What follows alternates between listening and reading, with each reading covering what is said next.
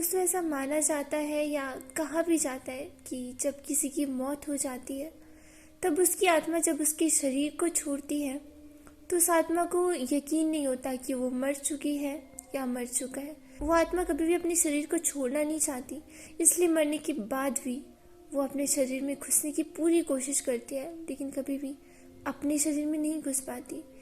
इसलिए कई बार ऐसे लोग प्रेतात्मा बन जाते हैं, भूत बन जाते हैं, जिसकी वजह से वो ऐसे ही भटकने लगते हैं और उनको अभी भी जिंदा रहने की चाह होती है। इस दुनिया को छोड़ने का उनका बिल्कुल इरादा नहीं होता, इसीलिए वो किसी और के शरीर पर कब्जा कर लेते हैं। हमारी आज की कहानी भी कुछ ऐसी है।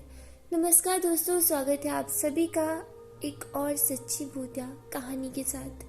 ये चौंका देने वाली घटना है उत्तर प्रदेश की, जो 1950 में घटी थी। उत्तर प्रदेश के रानी बाजार गांव में एक राम प्रकाश तिवारी नाम का आदमी रहता था। उसकी एक 5 साल की लड़की थी। वैसे तो सब कुछ बहुत अच्छा चल रहा था, जैसे कि एक नॉर्मल फैमिली में होता है, लेकिन अचानक एक दिन उनको पता चलता है कि उनकी जो बच्ची है उसको कैंसर हो गया है। और 1950 में इतनी ज़्यादा कैंसर की बीमारी का कोई इलाज भी नहीं था कि उसको ढंग से ठीक कर पाते, लेकिन फिर भी वो अपनी बेटी से बहुत ज़्यादा प्यार करते थे। उन्होंने उसको कई हॉस्पिटल्स में दिखाया, कई डॉक्टर्स के पास दिखाया, लेकिन उस बच्ची की बीमारी अब बिल्कुल लाइलाज हो चुकी थी। और कई जगह इलाज कराने के बाद भी वो जिंदा नहीं बच सकी। एक रात 1 बजे उसकी मौत हो गई। उसी रात को एक दूसरे गांव में मोहिनी नाम की एक औरत की ट्रक से टकराने की वजह से मौत हो जाती है। अभी तक तो ये आपको कहानी बहुत ही ज़्यादा नॉर्मल लग रही होगी या बिल्कुल आम घटना लग रही होगी, लेकिन असली ट्विस्ट इसमें अब आएगा।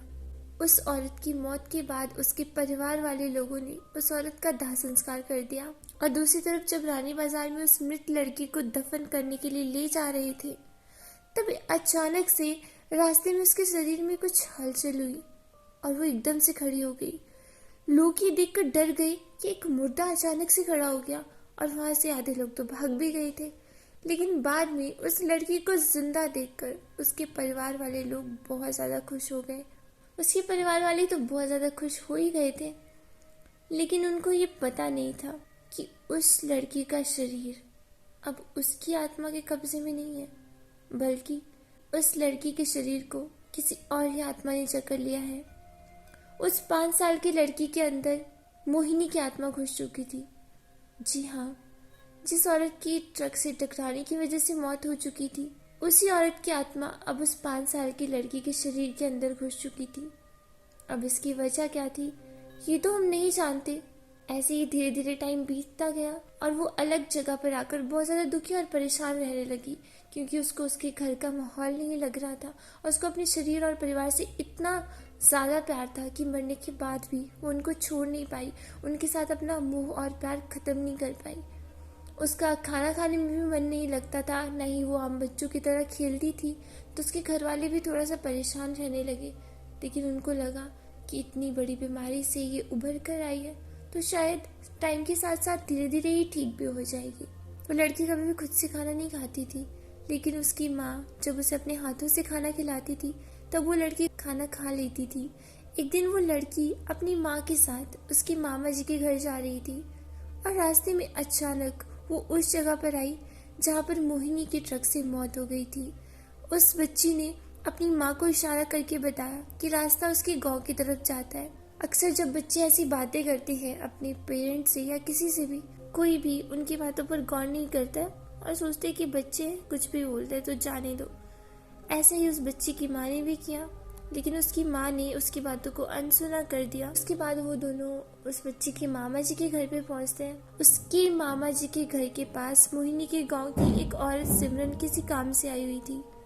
मोहिनी की आत्मा ने उसको पहचान लिया और उसको आवाज़ देने लगी। सिमरन को लड़के के मुंह से अपना नाम सुनकर बहुत ज़्यादा हैरानी होती है। उसे लगा कि ये छोटी सी 5 साल की बच्ची, जिसे मैं जानती भी नहीं हूँ, ये मेरा नाम कैसे ले रही है। इसने तो कभी मुझे आज से पहले देखा भी नहीं है। सिमरन के पूछने पर फिर इसके बाद सिमरन उस लड़की के पास आकर उसे पूछने लगती है, तुम मेरा नाम कैसे जानती हो। सिमरन के पूछने पर उस लड़की ने उसको अपनी पूरी घटना बता दी और बोली कि मेरा नाम मोहिनी है और मैं तुम्हारे ही गांव की रहने वाली थी और ट्रक से टकराकर मेरी मौत हो गई थी।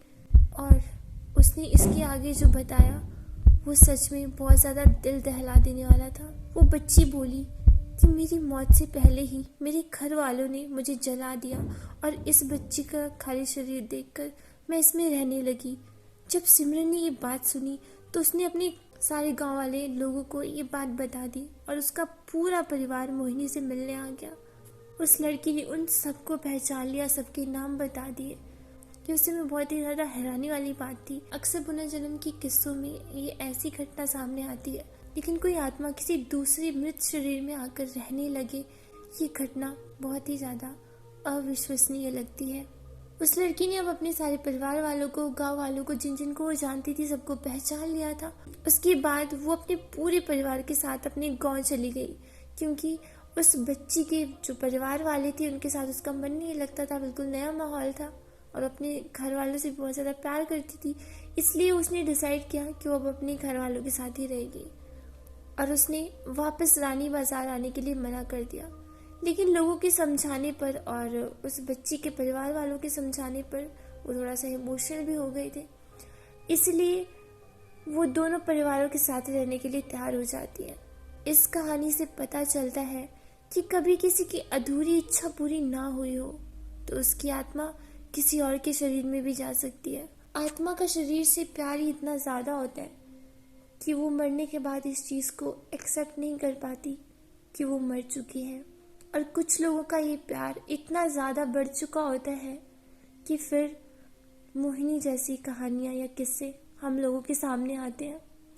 ये थी दोस्तों हमारी आज की सच्ची घटना जो थी उत्तर प्रदेश की। आप कमेंट में ज़रूर बताइएगा कि आपको हमारी आज की कहानी कैसी लगी। तो मिलते हैं अगली वीडियो में एक ऐसी ही सच्ची डरावनी भूतिया कहानी के साथ। अगर आपको मेरी कहानियाँ पसंद आती हैं तो प्लीज़ मेरे चैनल को ज़रूर सब्सक्राइब करना।